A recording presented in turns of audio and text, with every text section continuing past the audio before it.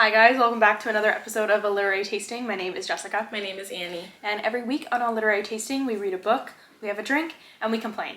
Today, our drink of choice is lattes and water. As it has been for several weeks now. We're turning a new leaf. Yeah.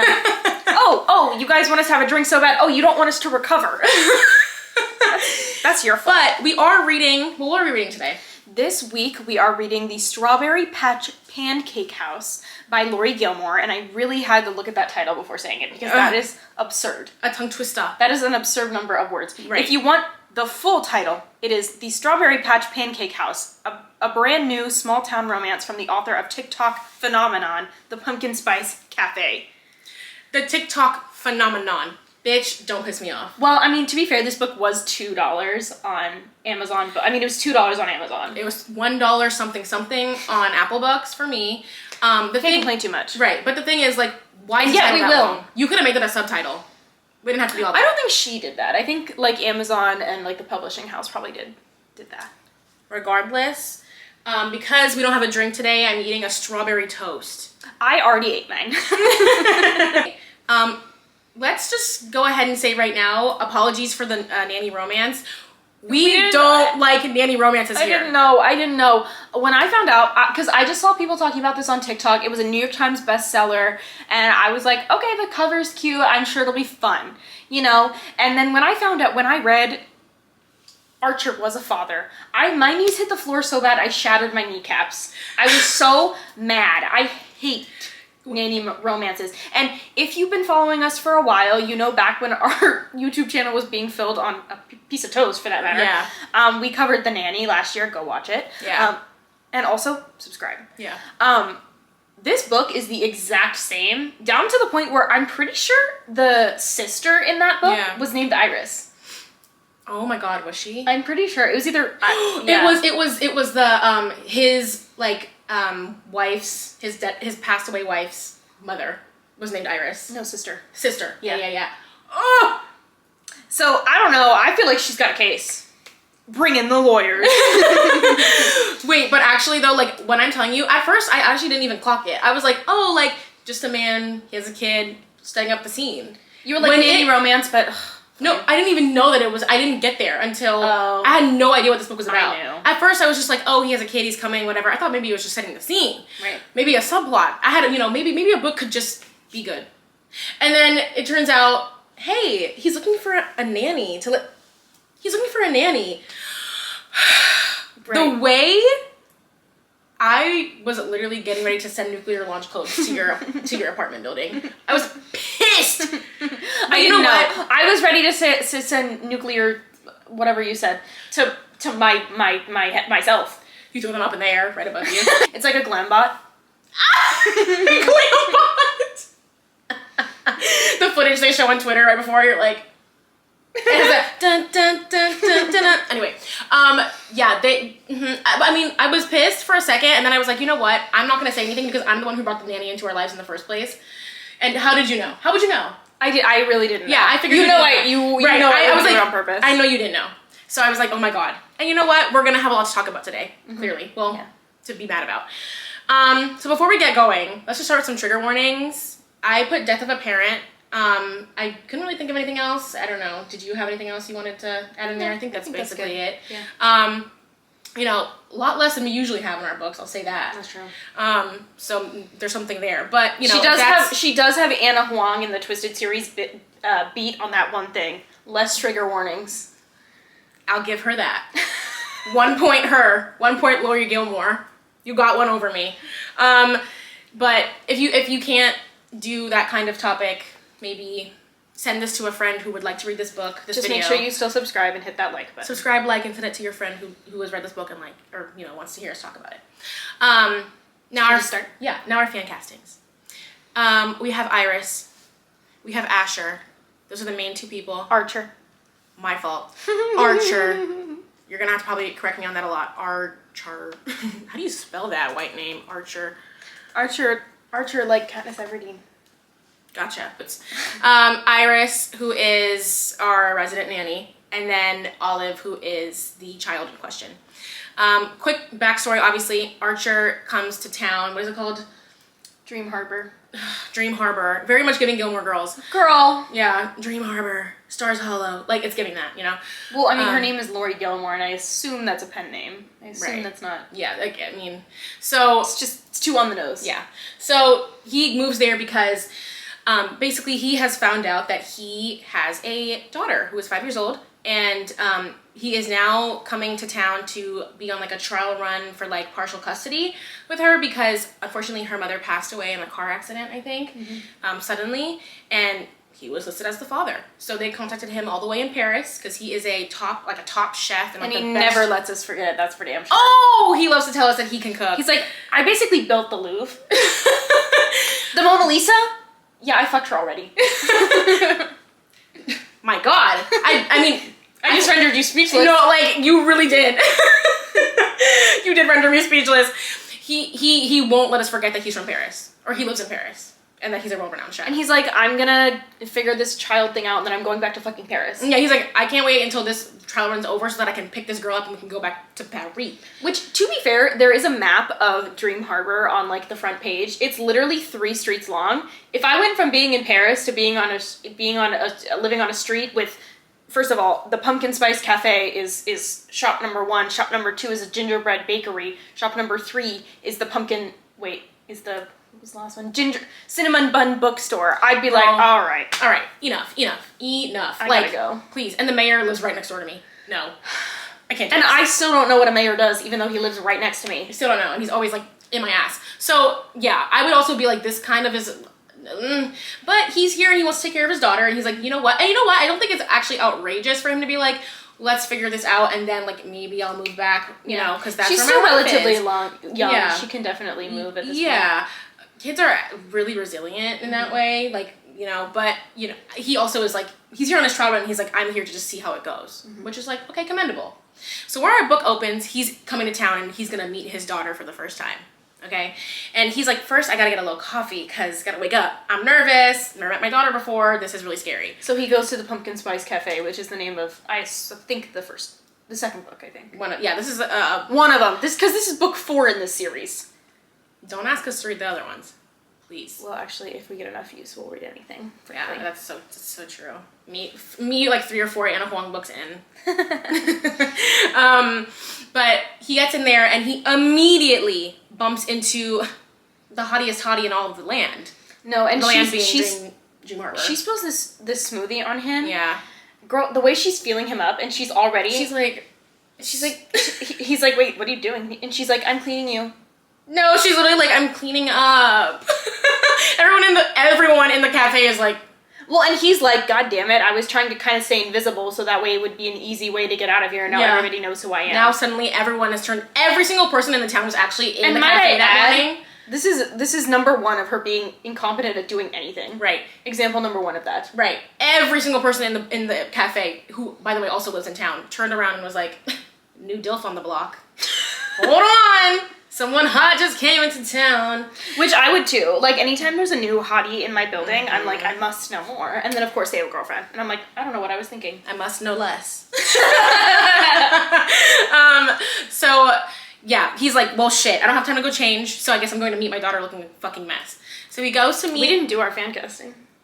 Oh my God, we didn't. Yeah, sorry. The only person that I have fan casted for is for Archer. I casted him as Ian Harding because Ezra Fitz knows a thing or two about an inappropriate relationship. That he does. And then I see you casted Holland Roden for Iris, so I'm gonna steal that. And you want to know why? I thought of the same thing, but then it totally slipped my mind because she refers to herself as Strawberry Blonde, and it made me think of that scene from Teen Wolf. Will Stiles is like, she's not a redhead, it's Strawberry Blonde. Yeah, that's exactly why. When she said Strawberry Blonde, I said, oh, it's Holland Roden, because I immediately thought of Stiles.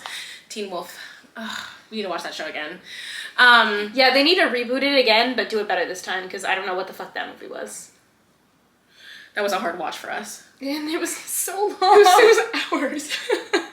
We were in my parents' basement forever. I know. It was like the wine had all worn off on all of us, and we're like, suddenly this isn't nostalgic at all. No, we're all like, just Yeah. Now it's prison.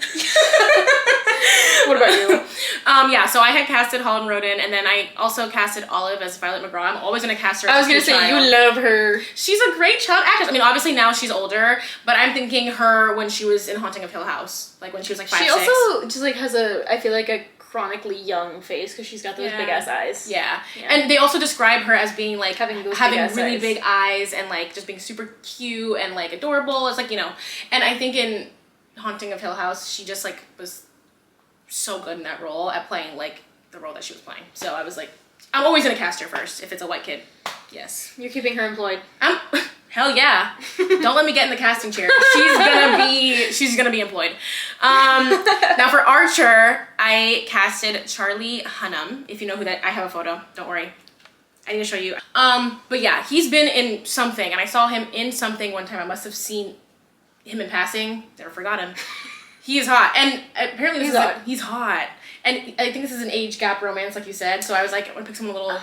He's like 45. Age gap romance, and it's a nanny romance. Double whammy. You've lost me. Yeah, double whammy. You're losing me. But if I have to, Charlie Hunnam. Ooh, you've twisted my arm. Twisted my arm enough. Okay, fine. All right. Yeah, let's get back to it. But he goes to meet Olive, and she's like, "Oh my god, he's a monster, girl, bitch." I know he was like. But anyways, I just thought it was such a silly scene to include, and but anyways, he's like, "Come on, yeah, bring that ass, let's go." Yeah, I mean, it was silly that like they had to even put that in just to create a moment between him and to make Iris. it clear that she's like scared. Oh, of Iris in the smoothie. Yeah, the Iris and the smoothie thing. I mean, I think it makes sense that she would be a little bit frightened of like, who the fuck is this man? Yeah, they need to introduce Iris. Because also, like, he is when he comes in at the beginning of the book, he is very like stern and like, you know, very like they describe him as being like kind of he has like a frown, you know, like a perma frown on his face because he's the top chef. He has a Michelin star. He works in the Louvre. Right. So of course the small child is like, who the fuck is this man who's about to take me home? Yeah. And he's also huge and scary. But the smoothie Why is he built like a door and he's all green? What's happening? I don't want to go with him. Right. But eventually she does, and so they move into like a little cottage, and he paints her room pink, and they're just kind of chilling. But eventually he's like, "Fuck, I need a nanny. I can't have a job," because he's at the local diner, and they're like, "Well, we need a chef." Yeah. Yeah. He picks up the spatula, I guess. Yeah, he's like, well, I guess I'll do this because where else am I supposed to work? At the bookstore next door? No. I'm not working at the Pumpkin Spice Cafe, that's for damn sure. That's for damn fucking sure. So, yeah, he starts working there, and they hire him basically to, like, redo the menu and, like, revamp the diner. And he's basically like, I'm doing this for 6 months to keep... I forgot that's what his role was. Right. I totally forgot about that. I know, right? It was so not the point of the book. At all. But that's how he starts working there. Mind you, like, he also is like, I need someone to watch my kid when I'm at work all day. And my kid fucking hates me. She doesn't like talking to me. She talks to everyone but me. She won't talk to him. Yeah, which, again, is valid. Yeah, she's 5. It's valid. Her mother just passed away. Who is this man I have to live with now? Yeah, scary. Yeah, so he's like, I'm gonna get a nanny. Gladys, now, who is the owner of the diner, one day is having breakfast with Iris at and apparently the diner. everybody goes to this diner for breakfast every single morning, including the mayor. Yeah. The mayor, is he handing out keys to the city? Is he cutting ribbons in the town square?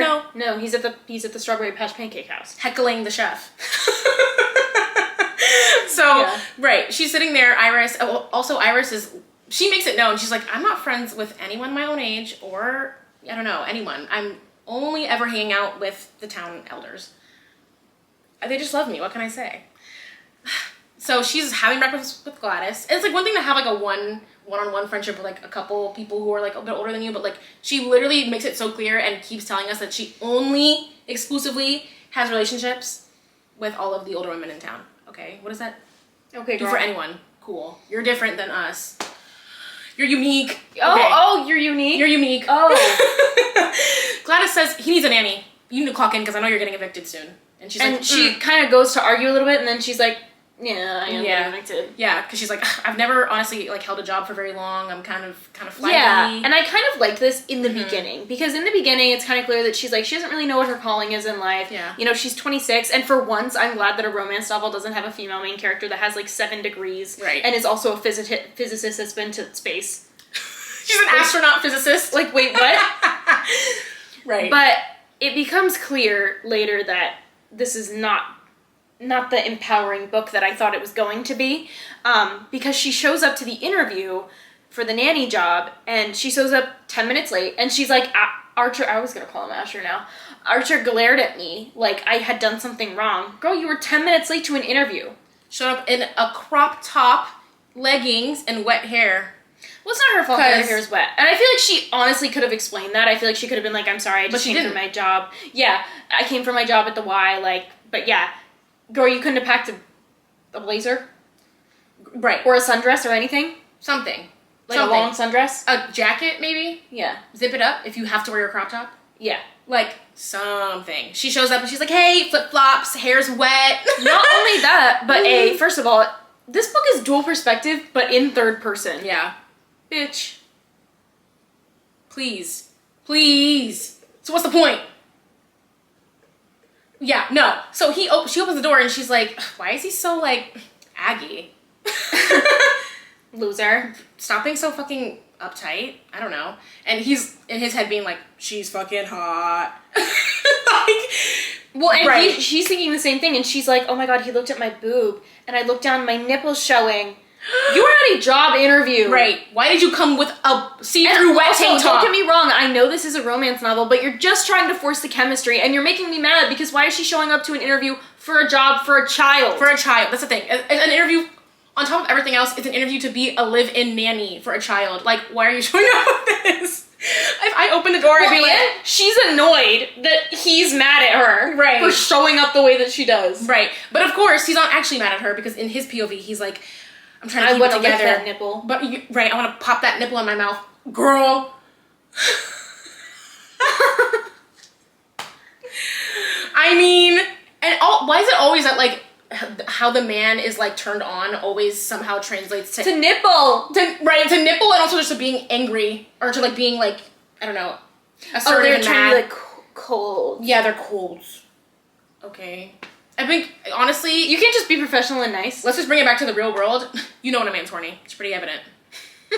Men just don't know how to be cool and keep it chill anymore. They can't. No. They just can't. And neither can I. Valid. But it's cute when I do it. Yeah. So they're talking about the job, and she's is of course making inappropriate conversation. Yeah, she's already flirting with him in front of the child. Meantime, between time. Oh, and she's asking him if he has tattoos, and she's like, I feel like you should have those. This is not appropriate interview conversation. Right. She's like, don't all chefs have, like, a spatula or something? What is it, hidden? Hidden? Girl. Don't say that. Don't. You want this man to be your employer, right? He's also offering you, like, a live-in position to live in his like, home. this is a great job. What if he was not interested in you? Yeah. Now he's like, oh, this girl is, like, hardcore harassing me. What do you mean a hidden tattoo? You're done. Get out. No. So, they're having this conversation, they look up, and Olive is nowhere to be found. And the front door's open. Ugh. She's like, oh my god! He's like, don't worry about it. She's been running out the door every day since I got here. She's going to the neighbor's house. Apparently, her mother knew the neighbor. So she, like, is comfortable. Hazel and Noah. And she was comfortable with them, so she finds out they're next door, and she runs over there often because she's like, I want to see them. So he runs over next door, and Noah's already bringing the kid back. And she's, like, giggling and laughing with him, and she's like, he's holding her. The moment she sees her dad, she's like... He's like in his head, he's like, what is a man gonna do around here? Yeah. And it's like, it's valid though, because I mean, in her situation, yeah. Who the fuck are you? But Hazel and Iris have, like, a friendship, just like one of her friends, and kid clocks that. So she immediately is like, girlies! Yeah, the fact that she already immediately likes Iris, don't piss me off. Yeah, immediately likes her. They walk off hand in hand, and he's like, well, I guess I'm hiring her then. Even though she showed up to the interview in a crop top, wet hair, nipples showing. Right, and asked to see my hidden tattoo. Right. Honestly, when am I gonna be that pretty? You are that pretty. Just never been in the situation. Go ahead. So there's a subplot of Archer at the diner like working. Of course, there's no fucking actual side plot for the girl character because why would there be? like what? But he gets a side plot. So he's at the diner, you know, running the new restaurant or revamping the restaurant, and he's trying to get this pancake recipe correct because these people want their pancakes and they want them a certain way. He makes all of his employees call him chef. Can you imagine you're working at like a Denny's and your manager is like, "Hey, call me chef." And a manager who shows up out of nowhere, by the way. And also, you know you're working so hard. You know you're sweating so bad. Yeah, because you're working at Denny's. Yeah, you're working hard. so hard. Yeah. And then your manager has the nerve and the gall to sit here and say, "Call me chef." You pour the Denny's pancake mix onto the. And you're like, "Yeah, dude, chef. I'm calling you Archie. I'm not calling you chef. Please, this is not Paris." Well, especially because you make your pancakes fucking suck. Why the fuck would I call you chef? Right, because everyone in the town is like, these pancakes suck balls. Do you know how to make a fucking pancake? And well, that man, every single day he puts a new pancake on the menu. Right. And one time he makes a ricotta pancake. Millennials, stop it with the ricotta pancakes. No, like, if you hand me one more ricotta pancake, someone's dying. It's not funny. Like, I hate ricotta pancakes. I've honestly never had one, I don't think. I think I've had a ricotta pancake, like a blueberry ricotta pancake, but the ricotta was like whipped into like a cream, so it tasted good because it tasted like cream. Mm-hmm. Ricotta, just like, please stop. It's not funny. It's not funny. And the townspeople are like, girl, if you don't just make some regular fucking Bisquick. And well, also, yeah, I was literally just gonna say, they're like, well, why don't you just use like a box mix? Like, have you tried Bisquick? Because he's going around town being like, how do you make this anybody recipe? says that, he's like, I used to work in Paris. And they're like, okay, well, you can't make fucking pancakes. Yeah, and they're like, well, then if you feel like you worked in Paris and you know everything, how about you figure it out on your own and stop asking everyone for tips and tricks on how to make the fucking pancakes? You can't make regular fucking pancakes? I thought you have a Michelin star. And so that's what he has going on at work. And every day he's coming home and finding Iris and his daughter like kikiing at the house, and then she immediately sees him and again goes, and he's like, what? Life sucks right now for him. Archer's not happy. And in his internal monologue, which isn't an internal monologue because it's third person, but yet we still get it. Yeah. For some reason. He's like, every day is just failure after failure for me here. It must be so hard to be a man. Like, please. He's also like, you're already 40 and have achieved all of your life's greatest goals. Right. Like, you'll be okay if you take 6 months off and work at the Pancake House. And take care of the support your child that daughter. you created. Granted, Yeah. like, he's not really complaining. He is there doing it. He could have just been like, I'm not fucking coming. But also, this is a fictional book. I'm gonna make my critiques about him. Yeah. So, yeah. Again, and also the mayor is just like constantly on a crusade. The mayor calls him out, like, again, Every day. imagine you're working at Denny's. You're working so hard. You're Yeah. sweating through your fucking yoga pants that you're wearing to work at Denny's. They make you wear a baseball cap Ugh. at Denny's and an apron. Yeah, your uniform's on. Yeah, and then the mayor calls you out to be like, you ever tried a Bisquick? And he's like shaking on the table. He's like, no, because I'm a fucking Michelin star chef and I don't want to use a box mix. The mayor's like, well, anyways, gotta go give some people the key to the city. Yeah, he's like, well, try again tomorrow, sweetie. Maybe then you'll get the key to the city. Maybe. Who knows? And he's just like, I'm gonna fucking lose my shit. So he starts every night now at his, like, back at his house. When he gets home from work, takes a shower, comes downstairs, and he starts whipping up some pancakes because he's like, I need to perfect this fucking recipe lest the townspeople literally string me up in the town square. Like, they hate me because of these fucking pancakes. So he starts doing this. Now, of course, Iris is like, what if I went downstairs in my underwear? Oh, no, not that. She hears like a noise downstairs and she's like, oh, it might be an intruder. So she goes downstairs with no pants on and it's just him making pancakes. And instead of immediately going, oh, sorry. Right, not even doing anything, just turning on her heel and going back upstairs. Instead she, like, you know the like sexy music from cartoons where it's like, down, is what plays in her mind. You know? And but it's so funny to me that she goes downstairs in, like, no pants. Because it's like, she's like, oh, there might be an intruder. She goes down there in no pants. She's like, is there an intruder? Is someone here? I'm here to defend the house. I'm here to defend everyone in the house. I'll do anything to defend the house. Me as fuck. No, like, me as fuck. Frankly, at this point, someone has to do something about like, this. To be fair, like, if an intruder's in the home, am I gonna get up and be like, wait, I gotta put pants on first? No. But still. Well, just everything she does just pisses me off. Yeah, frankly. I know. But what pissed me off mostly was the fact that she came down there, saw there was no intruder, saw him in the kitchen making the pancakes, and she was like, lucky he's into her, because if he wasn't, this would be a fireable offense. Yeah. Why are you down here in your underwear? Yeah. I would have literally yelped and been like, I'm so sorry, and ran back up and been like, I thought there was an intruder in the house. Well, and another thing that bothers me about this book is like just the writing style is so ugly. Yeah. She literally in the sentence it will go, and Olive was wearing in all caps, no pants. Like, okay, girl. Literally you can see the meme. You can see the meme that she wanted to embed in the text. Yeah. Literally. Yeah. But he notices her standing there. And of course he's staring at her legs. Don't piss me off. So over the staring at the legs thing. And she's obviously wearing like the biggest t-shirt ever. Oh yeah. No. She's wearing an extra small t-shirt, but it's still really big on her. Well, duh.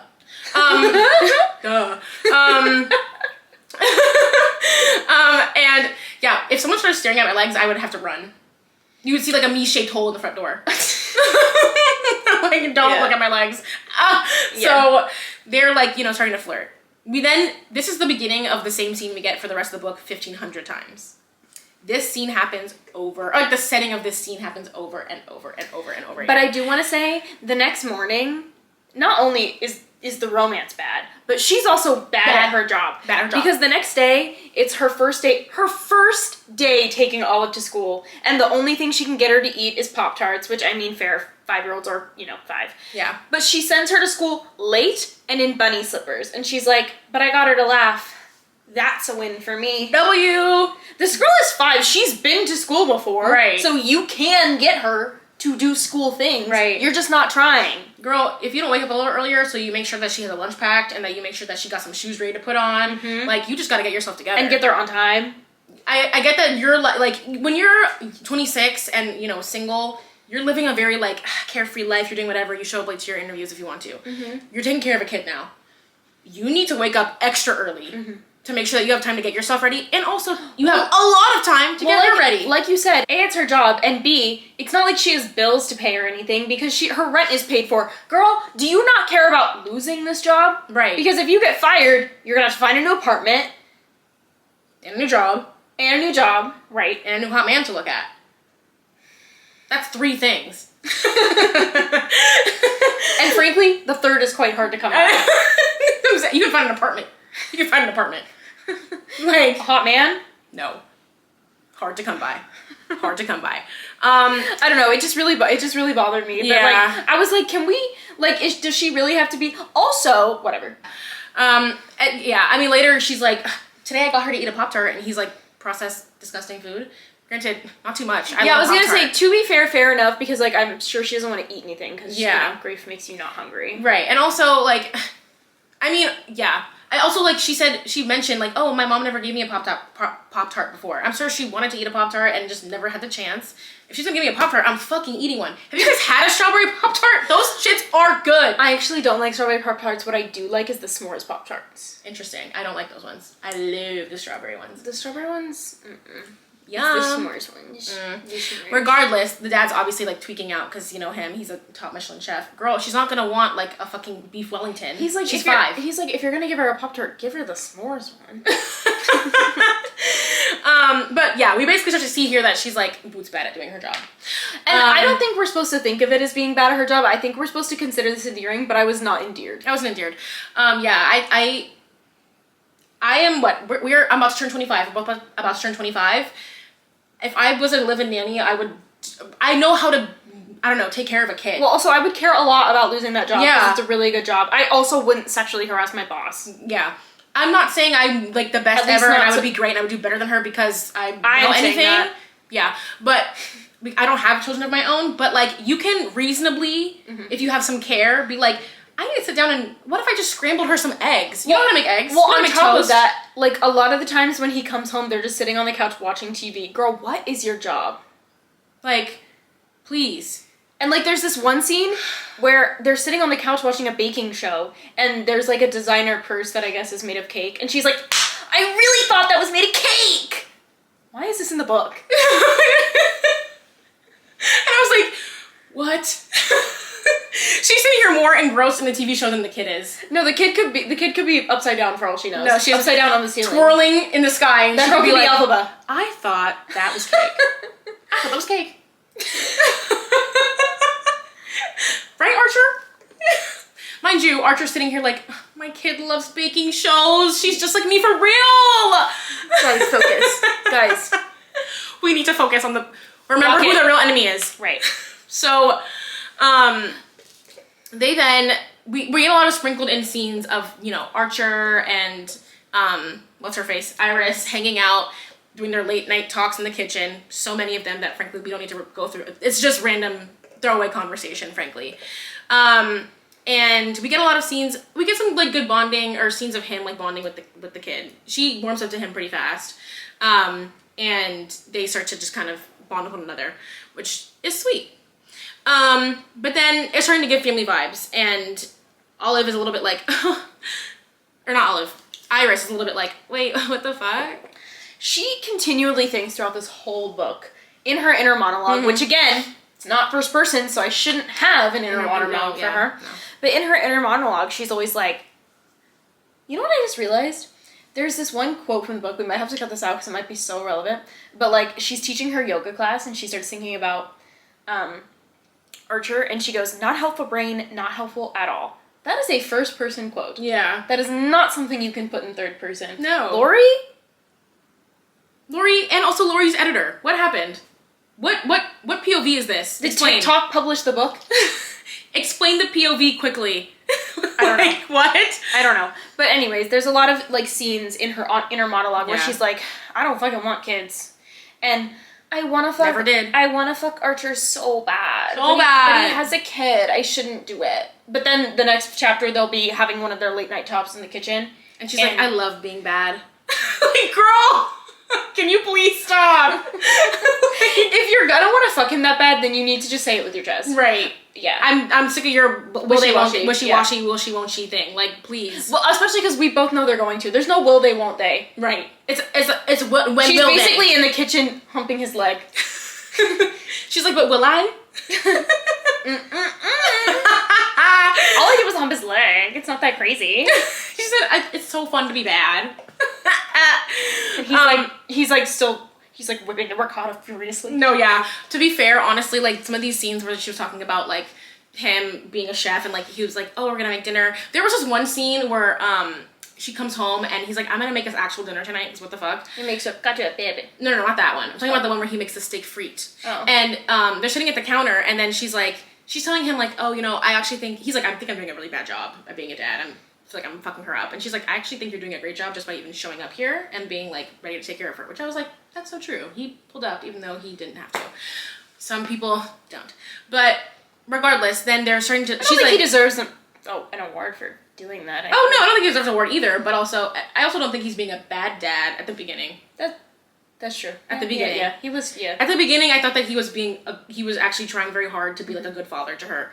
And, you know, like, yay, she was like, you're great for showing up and like, you know, being ready and wanting to take care of her. And then she's like, yeah, fair enough. Yeah. And then she's looking at him and he's looking at her and she's like, oh my God, he is giving a little bit too family vibes right now. We have to cut this out. That's another thing, is that like they'll sit and have dinner together. I feel like that's not what nannies do. I feel like they're not really around once the parents come home. Yeah, I know. But I mean, if it's live-in, I don't even know. Like, I don't know how that situation really works out. I guess that's true. I don't know either. If anyone knows, let us know. But they're certainly not humping the dad. No, certainly not. But she basically is like, Olive, come here. It's like a live cooking show in this bitch. And she comes over and they're like making the steak frite or whatever together, which I thought was actually a really cute scene because she was like so excited to watch him like cook. But then later, that scene and a couple others where he's like cooking for her and she's like, he's chopping up whatever he's chopping up really nicely. I was like, whatever it is. Something about competence is kind of such a turn on for me. No, that's why I love Hunter from Survivor 46. It's because he was so good in those challenges. So competent. No, it's like sometimes like you're just like, it's one thing. I saw a TikTok that was like, girls, tell me what like really turns you on that's like so fucking random. Tell me in the comments. And one of the top liked comments was when a man is competent and just can do something. Because so many men have weaponizing competence. But we're getting off topic because one of the nights where they're standing in the kitchen and he's whipping up the ricotta pancakes or whatever, he learns that Olive is sleepwalking and that she's literally trying to get out the house, even when she's sleepwalking. And I thought it was kind of cute. He did sleep outside her door all night. But this is kind of like a major plot point because it kind of brings him and Iris together in like a, we need to come up with a plan and we need to keep a closer eye on her. He says we, and she's like, we. Yeah, we're both taking care of this kid. You're my living nanny. Like, yes, it's we. You take care of her when I'm not here. Like, God. So then they have this scene where they go to the farmer's market.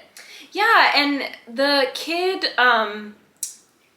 Olive, gets distracted by a couple of Iris's friends because they have little puppy dogs. So while she's petting the puppy dogs, Iris and Archer start going around to all the booths, and she's like, well, why don't you buy me some flowers? And then he, of course, buys them for her. Yeah. And then she goes, you didn't have to do that. Period. Yeah, she's like, what if we got strawberry shortcake? Wouldn't it be so crazy? Wouldn't it be crazy if we had strawberry shortcake and some flowers? But he also, at this point, literally puts his hand on her lower back to guide her around. That is your nanny. That pisses me off. If you're ever doing one of these, hey, beautiful, can I get past you? To be fair, if he's hot, that's fine. Yeah, well, duh. Hey, you heard me, right? Hey, beautiful, can I get past you? Please. If you're hot, then it's hot. If you're not, then I'm scared. But yeah, so stupid, kind of. I know. Sometimes we say things and I'm like, I don't think people would like that we say that. Anyways, so he's walking her around with his hand on the small of her back. First of all, this is a small town of like 50 people or whatever, and his main concern is they're basically trying not to get caught by the custody lawyer. Meantime, the custody lawyer probably works at the farmer's market on the weekends. Yeah. Like, you're out in public. Everyone's seeing this. The custody lawyer is over there trying to sell her like rutabaga and her, radishes, and she's also watching them do this, and she's like, wait, what the fuck? What? Also, where's the kid? I want to talk about this because once again, it's time for another nighttime pancake session, which is crazy that he keeps doing this every single night. He's not getting any better. Yeah. By the way. No. And she's like, well, why don't you try like a box mix or something? And he goes, bitch, I cooked in Paris. What do you not get about the Louvre and the Mona Lisa? I told you the story about the Mona Lisa. Yeah. What's not cooking? And understand me right now, I'm not using a fucking box mix. She looks at him and she goes, what's it like? And he's like, huh? Fucking the Mona Lisa? Oh, what? And then she's like, no. No. What's it like to think you're right about everything? If you don't go ahead and get out of here. Bitch, what? You're done. Get out of here. Why are you yelling at your employer? First and fucking foremost, lose your tube. And also, by the way, he's like, you're right. I do think that. He also never ever gets upset with her whenever she like says something outrageous. Yeah, because it was outrageous. Why are you talking to this man? A, like you're his friend, or B, like he's not your employer. Right. Girl, you better be nice. If you don't start being nice to your employer. Well, she just professional to your employer. She just had like a little outburst for no reason. And yeah, like, also all this over Bisquick. Right. And then she's like, I don't know, it's just like those are the one stable thing in the entire community. We all love those fucking pancakes. You could have just said that. Why did you have to come for me in my, like, disposition? Yeah. Why do you have to be an attack on my character all of a sudden? No, like, what? Yeah. For what reason? And then, I'm so sorry. I just can't. The next day, she's like, let me take Olive over to Hazel and Noah's because in her mind, she's like, well, if I take her over in the daytime, then maybe she won't have the urge to go at night. Maybe it'll, stop the sleepwalking. And she looks at Hazel, and in front of the kids, she goes, what if what do you think about sleeping with your boss? And Noah is like, oh my god, girls, let's go outside. But he hits her with one of these. Yeah, he hits her with the Radio Rebel. Bitch, what? Stop like talking about these things in front of children. That, and I don't want to think about children when I'm thinking about them fucking. No. So don't bring up the children when we're talking about fucking, when you're describing fucking, when you're thinking about fucking. No. Just don't bring, this is what I hate about nanny romances, is that it's like, the lines are so blurred and gross to me. Like, there's no reason constantly bringing up the kid during the middle of scenes that you should just not be referencing the child. Like, please don't bring her into this. Why couldn't Noah have taken the kids outside first? And also, again, just makes it even more abundantly clear that Iris cannot do her job. Yeah. Because she should know not to say that in front of a child. She blurted it out and then she was like, oops. One thing about a romance novel character, a female main character, they're gonna blurt something out that they shouldn't. What is the word blurt? Nary do I blurt things. Nary have I blurted something. Blurt. Yeah, I'm not blurting anything. Let me just say that. So Hazel is basically like, no, don't fuck Archer. Right. The way everybody in this town, left, right, and center, is like, everyone. You guys probably shouldn't get involved. Yeah, but what if you stop doing what you're doing? Also, she's like, but last night he did lick my finger, so. Because last night he did lick her finger. She put pancake batter, she was like, let's try the recipe. And she goes like this, and then he just licked the fuck out of her finger. And she was like, well, because he's like, don't eat raw egg.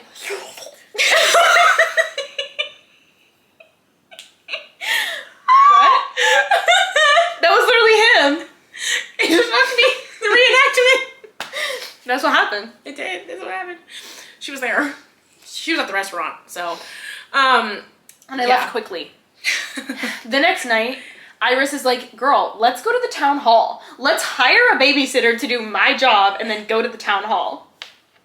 Because Dream Harbor has bi-weekly town halls where they, I guess, go... The thing is that it's like, why is... if I'm the mayor and I'm trying to have a town hall, you know, government, and then people show up and they're like, that Archer's pancakes suck ass. Okay.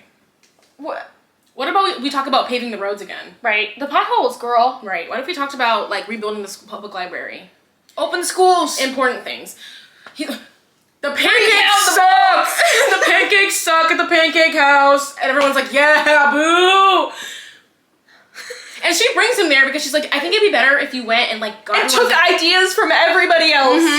Hey, I'm gonna add some input. I don't think that's necessary. And also the thing is, like, she could have definitely stayed home to watch the kid while he did this. Yeah, why are you here? Why did I have to hire a second person to watch my kid? You're the nanny. Now it's really giving family. Right, now it's giving mom and dad are going out, we're getting a nanny. But, okay. But you are the nanny. So imagine being shocked later when Olive's confused about what's going on. So at this meeting, he goes up there, he asks her opinions, everyone's like, I don't know, try harder, maybe try some Bisquick. And he's like, I'm gonna kill myself. I can't do this. And so... He walks off the stage and immediately into the ocean. Right. Well, after the meeting, she's like, well, everyone... Wait, no, something else is important. By the way, the custody lawyer is there, and he's, I guess, like, frowning, probably about the Bisquick, and she reaches over and smooths out his frown lines. First of all, don't touch my face. Don't ever touch my face. I am your employer. Don't touch my face. Don't touch my face. Yeah. That made me laugh. Yeah, I mean, that's what happened. But she was like, I'm gonna do it anyway. And he's bricked immediately, of course. Bricked. Why are you bricked right now? Why are you bricked at the town hall? You're always bricked at the town hall, dude. God, you're not allowed to come to the town halls anymore if you're gonna get bricked. Are you coming to the town hall specifically to get bricked? If it's consistent, it's giving you're coming here to get bricked.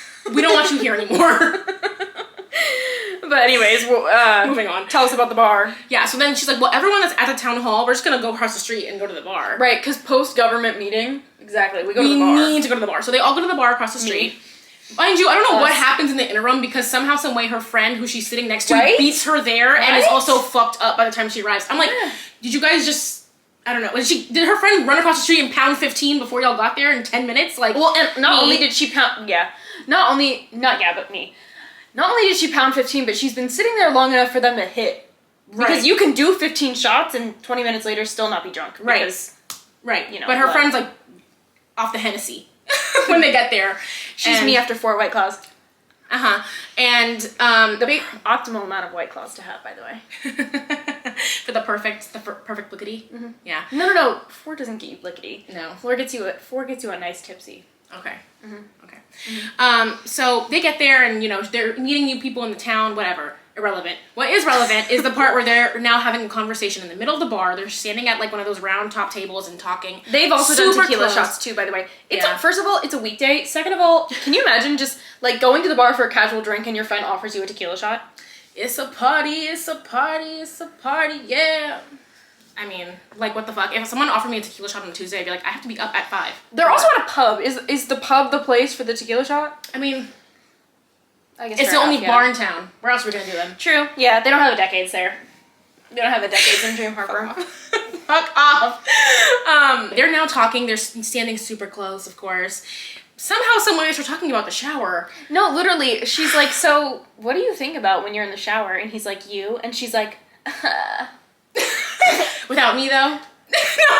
No, that's what, like, I'm not exaggerating. That's what the conversation was giving. It was so cringe. And in the middle of the bar, like, now you're sexually harassing the bar patrons.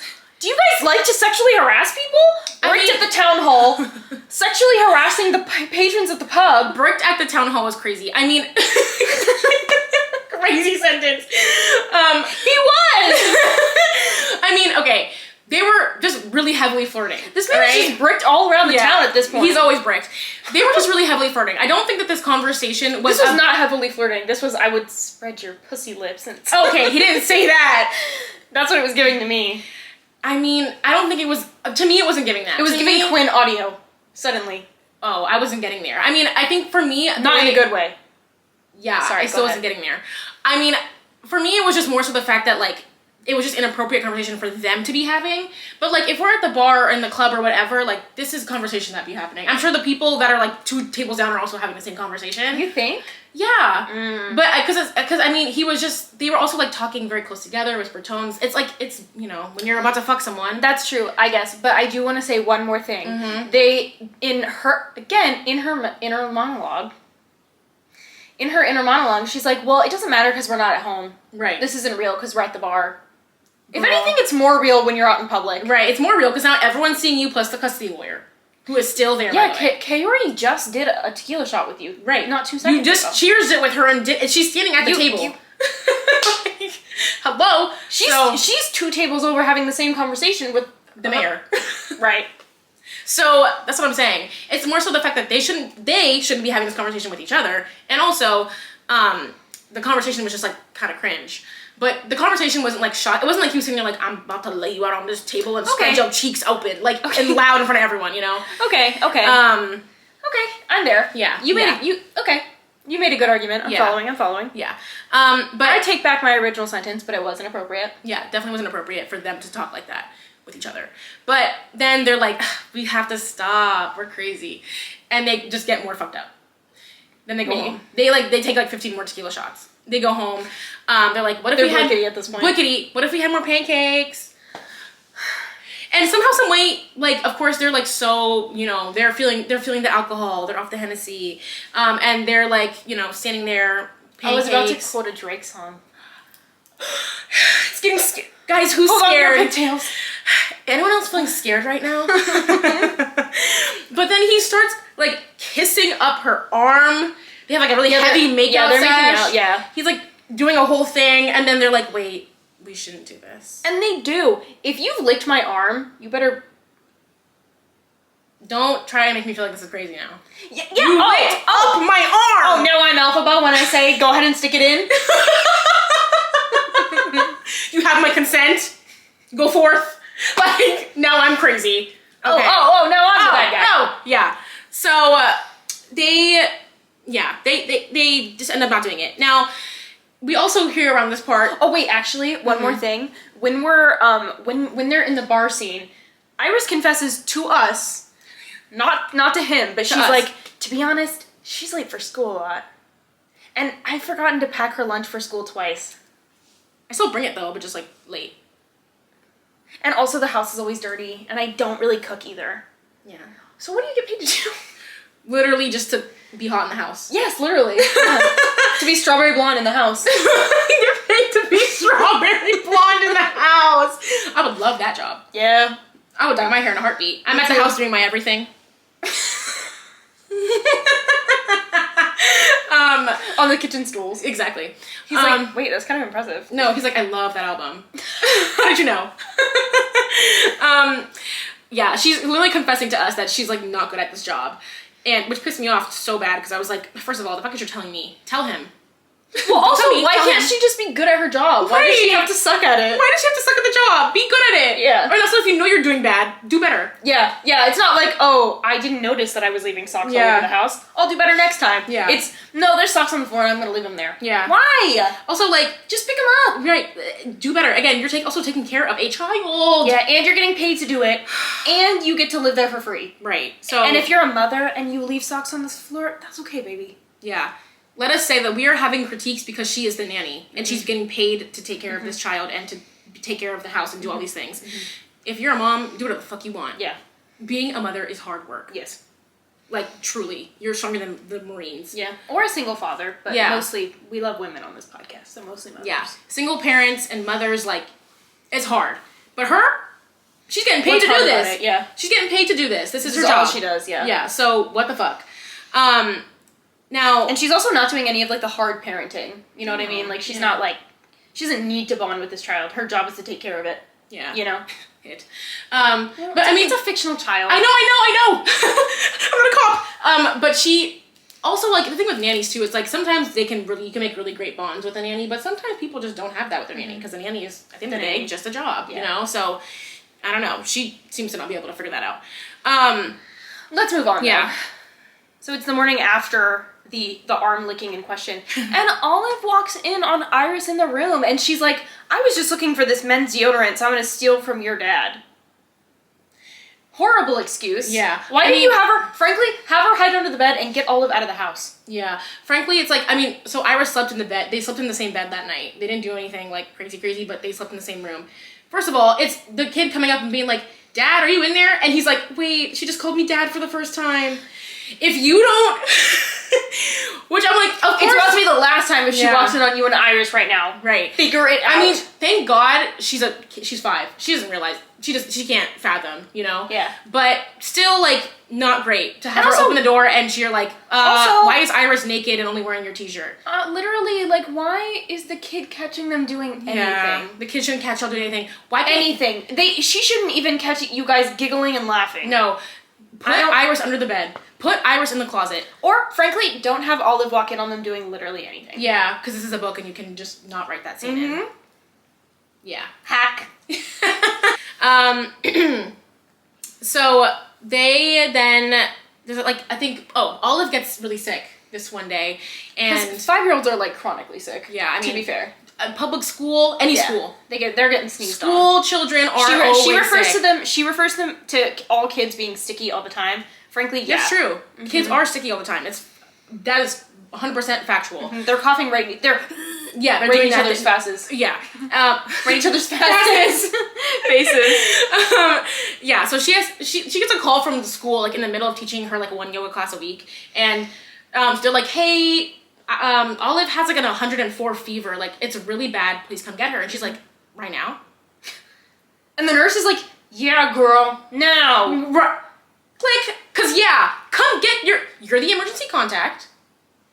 And it is your job. First of all, the way you should have been already running over when the school called you. Yeah. If the school's calling you in the middle of the day, something's wrong. Yeah. And second of all, if the school tells you your kid has a 104 fever, your fever should never be that high.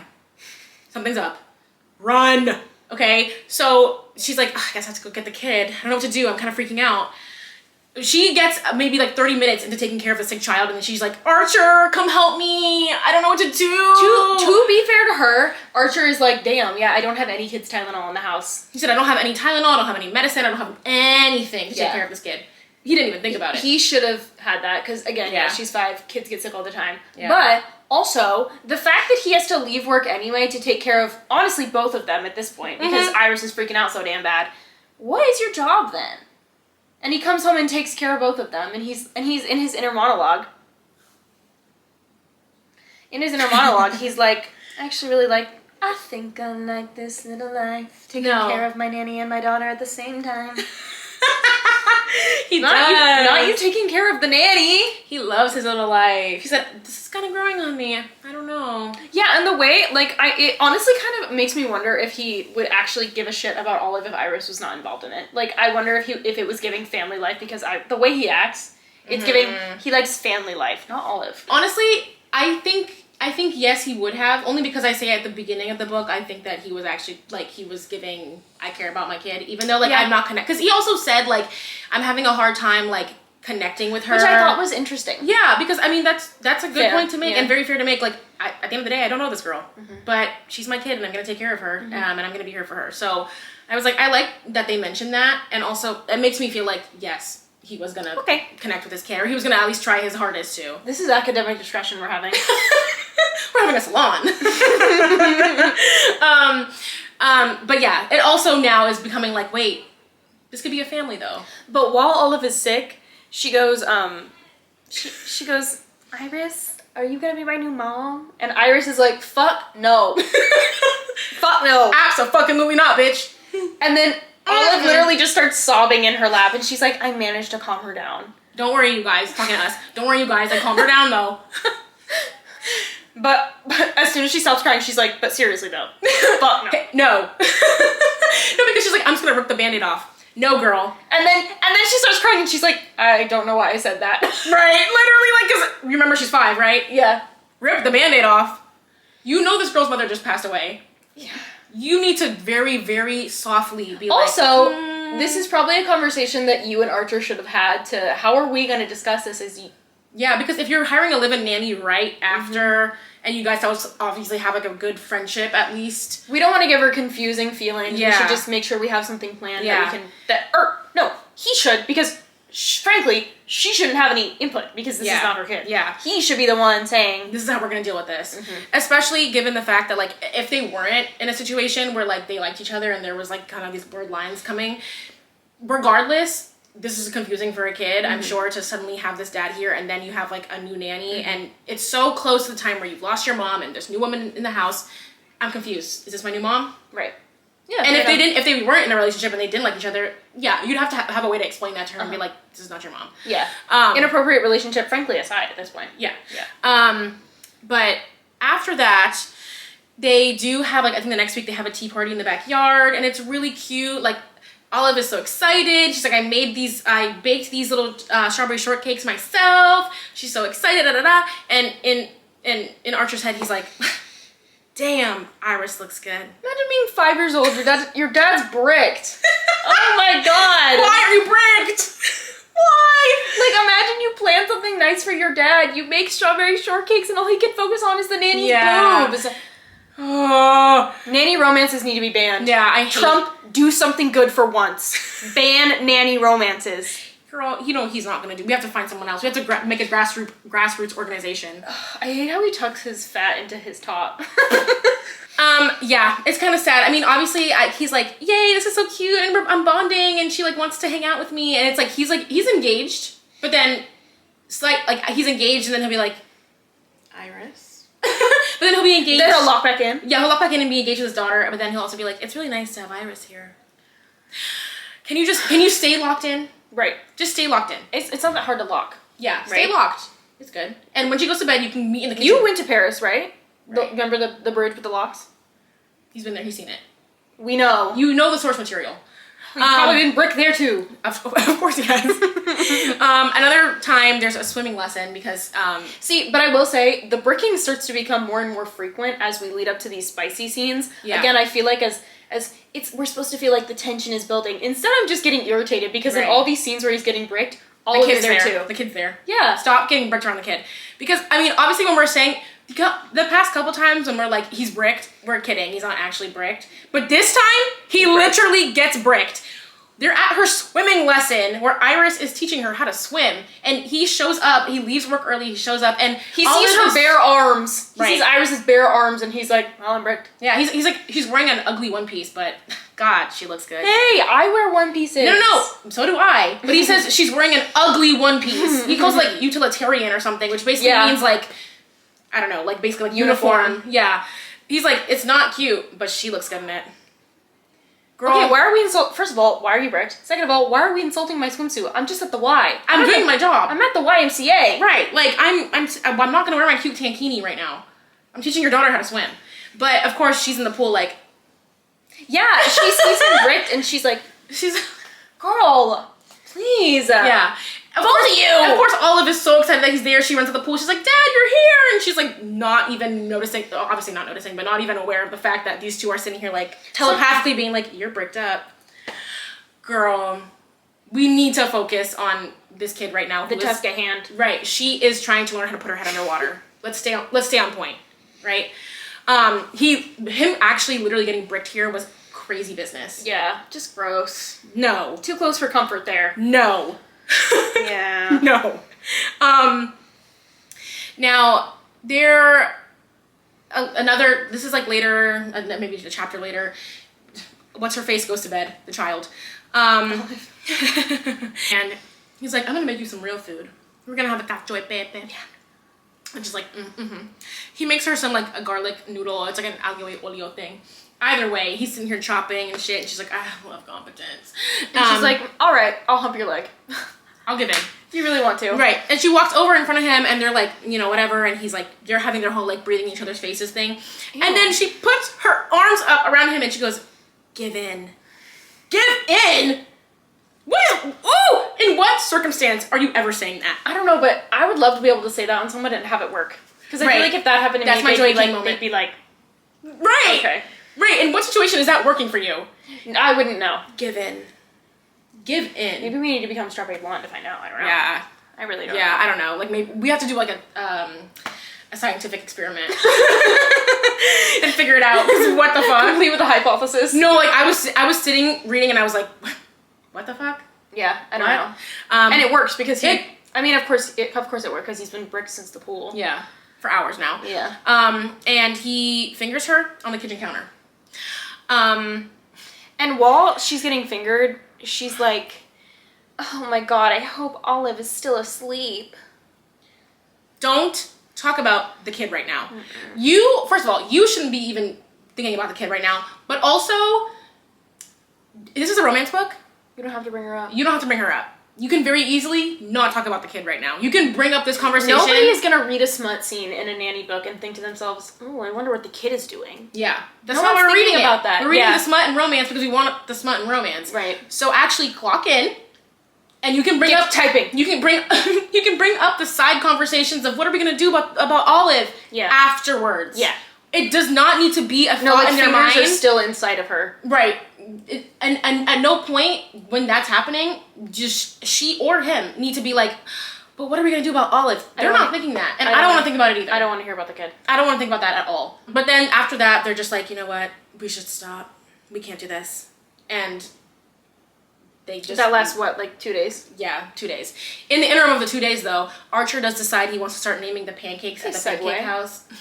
After all the people in town who were, like, giving their recs about what he should do with the pancakes. And the mayor, who's, every day there heckling him, is like, you can't kill Girl, I'm pretty sure the mayor might have a stunt double. You know how people think there's like two Hillary Clintons? Yeah, and they think there's two Avril Lavignes? Yeah, like I think this is a situation that's happening there. There's no way that the mayor has time to be the mayor and also be at the pancake house calling the chef an idiot. Yeah. Well, that day he was like, today you're not an idiot. Today you had a good idea. What a fun idea. They still suck though. He says they're so bad, but they're pancakes. How bad can they be? Like, hello? Right. He said just grill it in some more fucking butter. Like, it's pretty fucking simple. But regardless. Nobody will tell him that though. I know, nobody wants to tell him. Now, after that, another scene in between in those 2 days, she's giving her swim lesson at the Y, and she's like in her inner monologue, thinking about the sex that she had or what happened with them in the kitchen. The intimate moment. Right, and suddenly she looks up and all the ladies that are in the pool are like, girl, you stopped giving instruction 10 minutes ago. What's going on? We've all just been flapping around like fish. No, right. So why didn't somebody tell her 10 minutes ago? Y'all just let her be bad at her job? I have my hand on her neck. Can you please clock in? The saying is foot on her neck. Yeah. I said hand. Whatever. Daisies. I understood it. You were lifting her off the ground. Clock in, girl. Because I'm using the force. Right. You were doing it on 11 from Stranger Things. Period. And she basically tells them, like, yeah, I mean, what if, like, you met someone one day and, like, he's really hot and then he suddenly made you, like, start to wonder, like, what you wanted in life. And also, you're his nanny and also he owns a Strawberry Patch Pancake House. Right. What the fuck? But I'm not going to tell you who it is But you guys have to guess. Yeah. But, and also he just moved here. But. Also, he's a dill. Yeah. But what if, like, that happened to you, and then what would you do about it? And also, we haven't had sex yet. But he did finger me. And all the ladies in the pool are like, wait, what the fuck are you talking about? Isn't this like half the town too, by the way? Right. Like at this point, like considering it's such a small town, her classes must be. We have all of Street 1 here.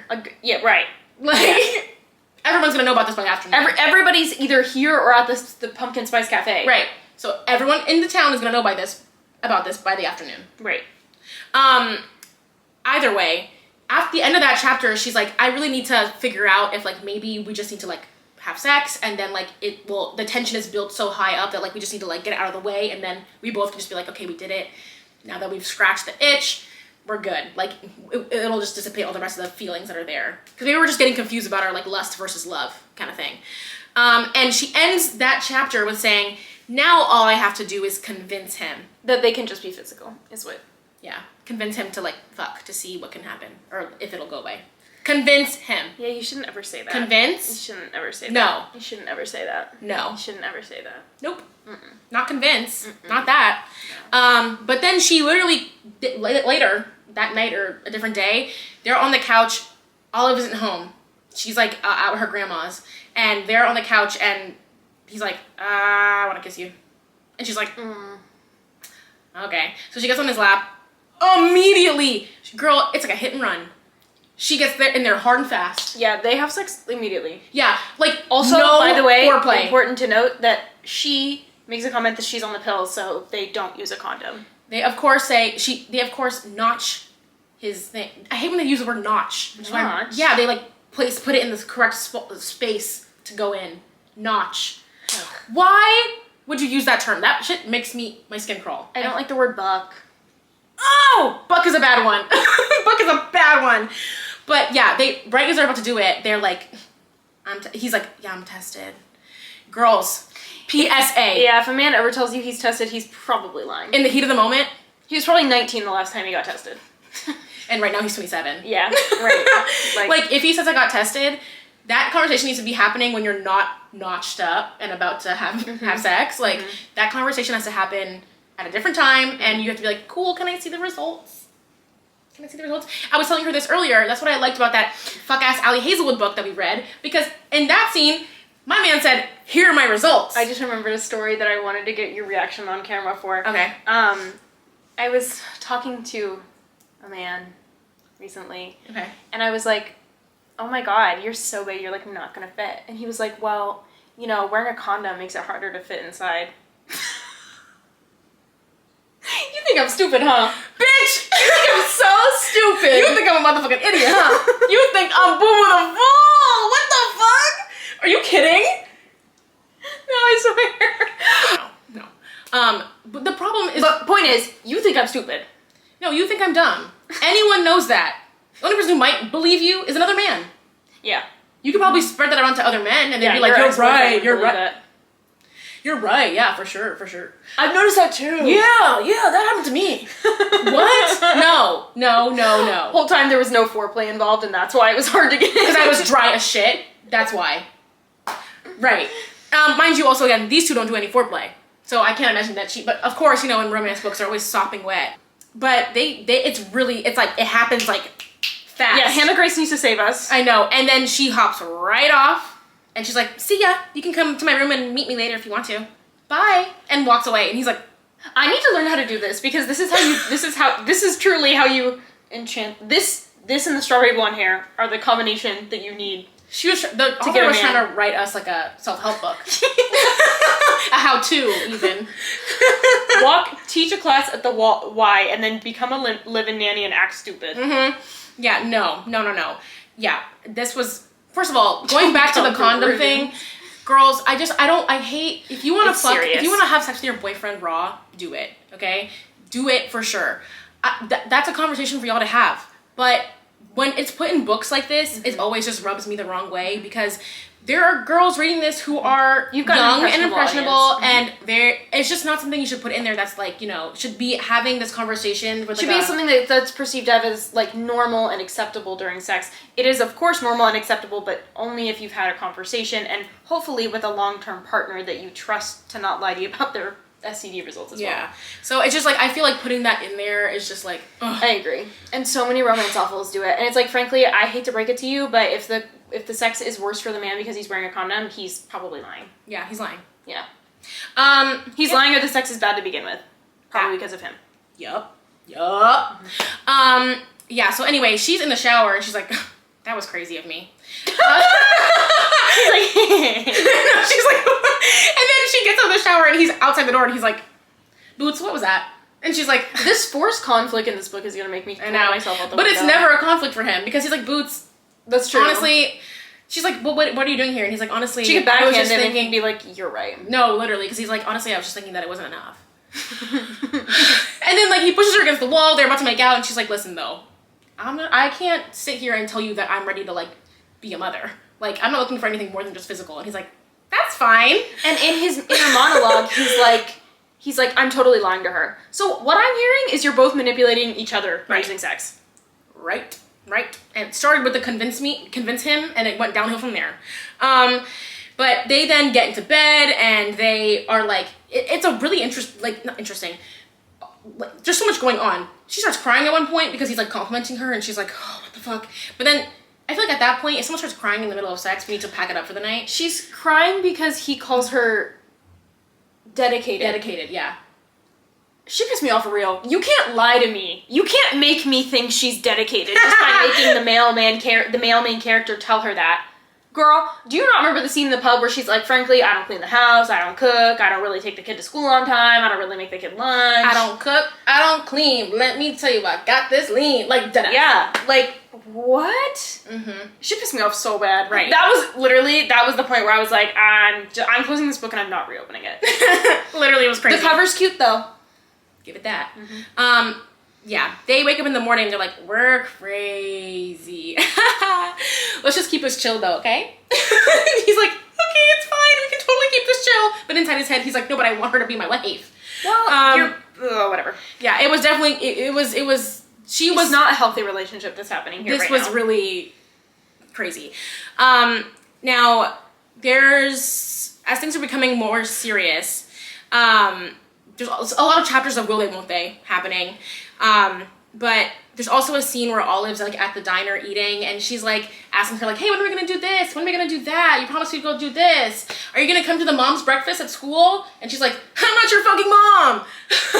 It's like, fuck. Again, for the 100th time in her monologue, she's like, I don't want to upset this child. Exactly. She's spending so much time being worried about not hurting Olive, and then it's like, but you can't just not fuck him. Yeah. Instead, you must fuck him. Yeah. And also sit there and confuse her even more, because I'm sure she's noticed that you two are getting closer and closer. Right. But for some reason, she's saying, no, I'm not going to stick around. Yeah. And she's also in her inner monologue being like, what am I going to do when I leave them in June? You're not leaving them in June. Right. Get fucking serious. You're going to be on there on the 4th of July eating a hot dog with them. I know you haven't opened the Zillow app. So don't fucking play with me. You're not going anywhere, right. Okay? Yeah. Now, I don't think I like will they, won't they, I'm realizing. Yeah.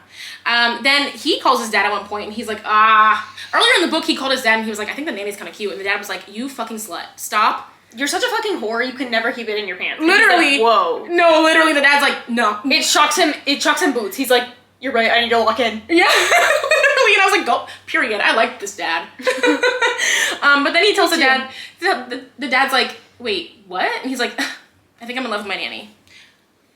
I think I accidentally fell in love with the nanny. Babe, what? I told you not to do that. But I guess the that's dad's cute for you.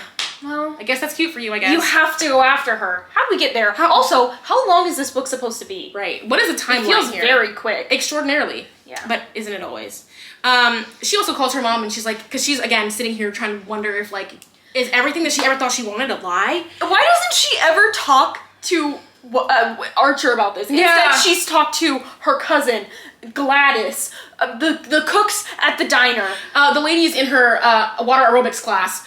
Olive. Not literally.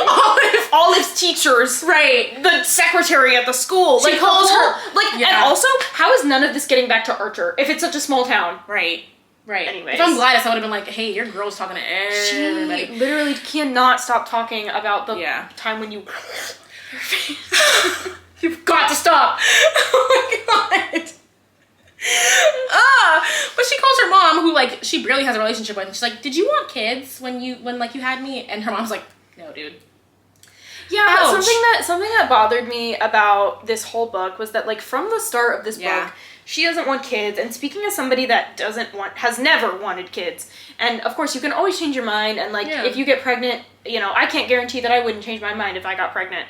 You know, and everybody makes different decisions, and nobody knows what kind of decisions they're going to make. Yeah. Put in a situation like this, or like an accidental pregnancy. Yeah. But it makes me sad that people will have a kid and be like, I'm going to convince this person that's never wanted kids and is open about that.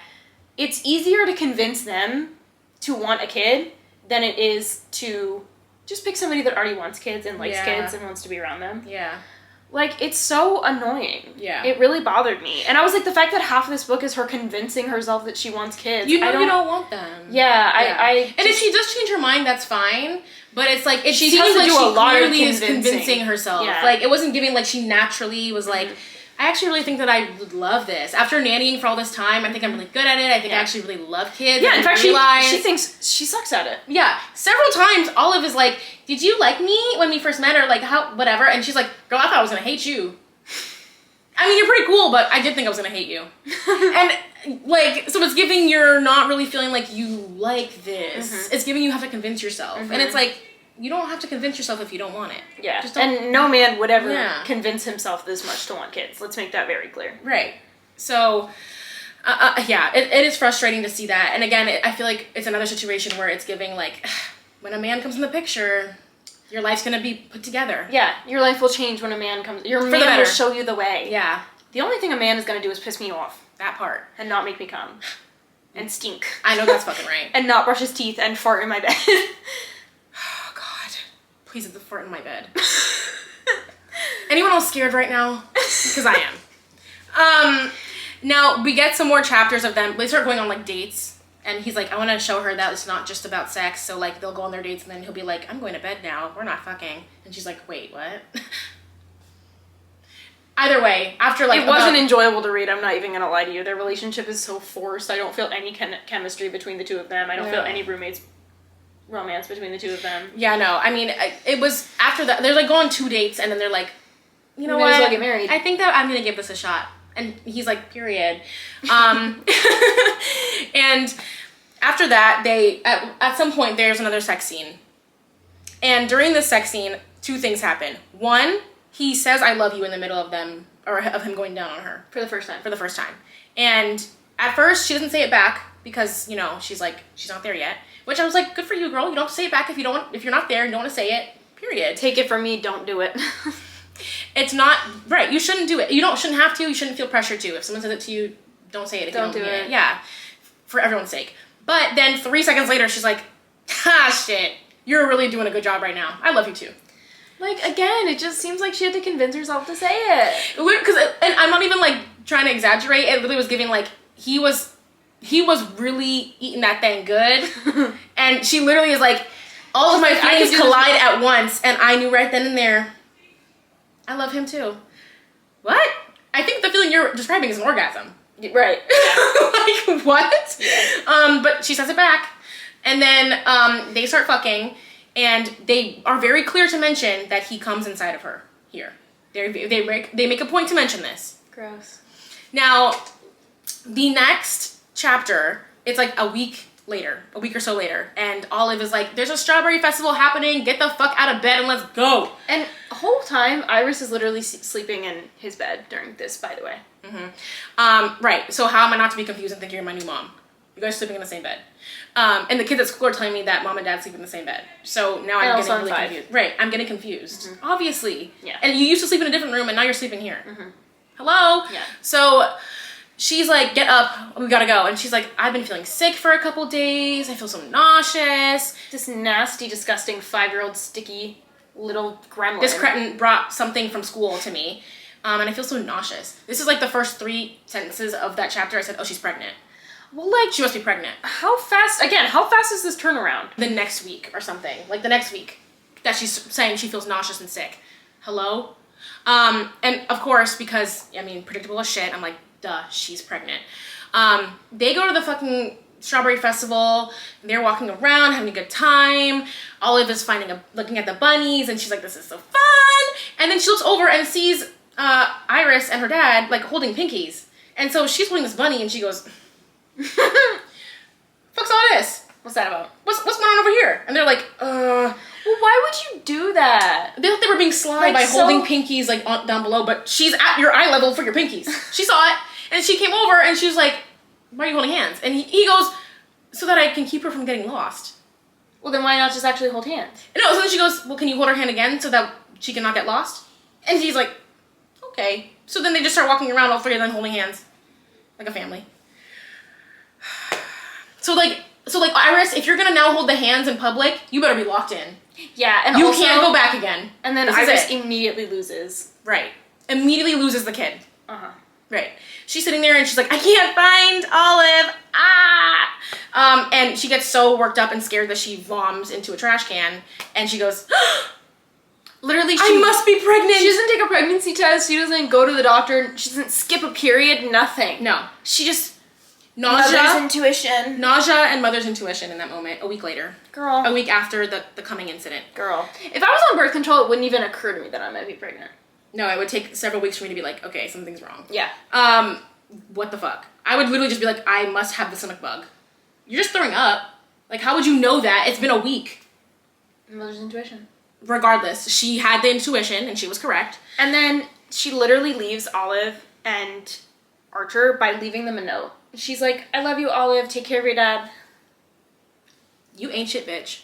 Yeah, you're a bad person. Awful. After spending the entire book, being so worried about Olive. Being so worried about making this girl not feel well and, like, literally passing on her generation trauma, being like, my mom did this to me with so many men in her life. Like, I don't want her to have the experience of having, like, someone come in and being hopeful that they're going to be your new parent and then having them leave again. Mm-hmm. And you just did it to her after repeatedly telling her no, and then holding the dad's hand at the festival. Don't do that. She's 5. Oh. Yeah. So, yeah, she's... And a note, you're a bitch. A note. Yeah, you couldn't even do it to her face. Girl. Like, it's one thing to leave Archer, it's kind of another thing to leave Olive. Please don't be cowardly. Like, oh my god. Yeah, so she dips out. Later, she runs into Olive at... I'm actually just gonna fast forward to the end here. Well, she gets advice from her besties, her cousins. Right, yeah. They give her a pep talk. And then her and Archer, of course, get back together. Yeah, they get back together. She took 5 seconds to think about if she really wanted this kid after spending her whole life thinking she didn't want children. Yeah, that's what I'm saying, is that it's like, and also, like I said, nobody knows what they're going to do in that situation. I understand that. But 3 days and a man, and you're ready to just change all of your belief systems that you've had up until this point. It's just like, again, things for sure change, but... It's always disappointing when a man shows up when you're reading a romance book, a man is introduced into a woman's life and her whole life changes because of him. It's like... Okay, that's the problem, really. It's like, we're writing a romance book, we can write whatever we want, and what we're getting here is that, like, the man showed up and put her life together. Mm-hmm. And now she knows what she wants and she's gonna... And it's motherhood. Girl, that's even worse. As someone, again... He couldn't have wanted her to be an astronaut. He's like, I want you to be a fucking space physicist. And she's like, okay. I'll do it. A mathematician, even. I'm gonna get in the studio and record my everything. Period. I mean, right, again, I've said this before. I want to be a mom. But again, I'm also not sitting here being like, I'm gonna... Once I meet a man, my life will just come together. Right. I want to be a mom on my own accord. I've always wanted kids. That's just me. Mm-hmm. And if I don't ever have a man... I'll adopt. You're gonna get one tonight. Girl. You know, but changing your whole life for a man, that's the theme it's giving. Yeah. And that's why it's not nice. In the epilogue, don't piss me off, the epilogue shouldn't even exist. They've renamed the diner the Strawberry Patch Pancake House, and he's finally perfected the recipe. What is it? Bisquick. Of course. Shut the fuck up. You know what? The moment she brought up the Bisquick and he was like, fuck no! I was like, it's gonna be Bisquick. Duh. Well, because let's look at what we're reading. She said, here's a clue. Right. Yeah. No. And then there is an acknowledgement at the end of the book where the author is like, hey, I'm not saying your life, you must have kids to have happily ever after. And it's like, well, I mean, you did kind of spend the last 200 pages telling us the opposite, so your acknowledgement doesn't really mean much for me, Yeah. and I hope that your other books do much, much better than this. Yeah. She also says, like, I don't ever or usually ever put kids in my books. Like, it was just for the story, but I usually don't put them in because they usually get in the way of, like, you know, having an effective sex scene, and they shouldn't be involved in the storyline. However, da-da-da-da.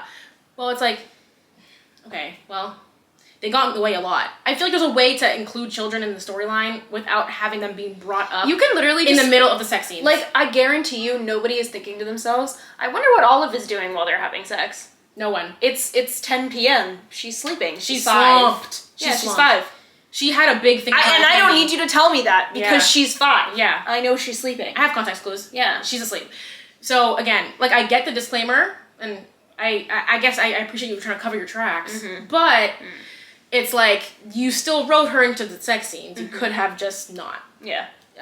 So, what's your rating on this book? Well, originally I was going to give it a 3 out of 5 because similar to the Twisted series books, I was like, Yeah. you know, it might not be the best. It's not Shakespearean, you know.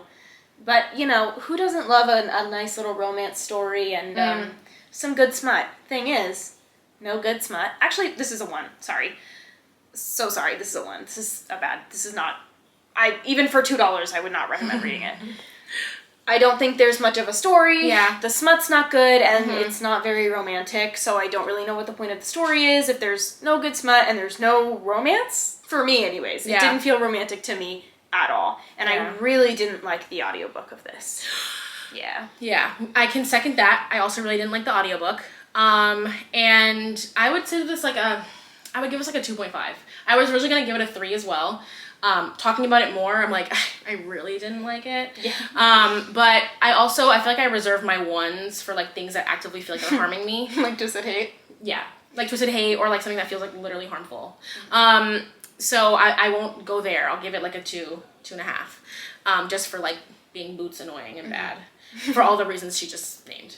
Yeah, it's like I'm not sitting here like, oh my god, like I'm gonna think about this after we finish recording this. Oh yeah, I'll never think about this book again. Never gonna think about it again. It's not like impeding my life, but like I'm not recommending this to anybody. Sorry. But if you like this book, leave us a comment down below. Let us know what you thought. If you've read the other ones, leave us a comment down below. Let us know what you thought. Yeah. Tell me why I should change my mind. Yeah. We can have a discourse. We But can have for right now. now, we'll see you next time. Bye.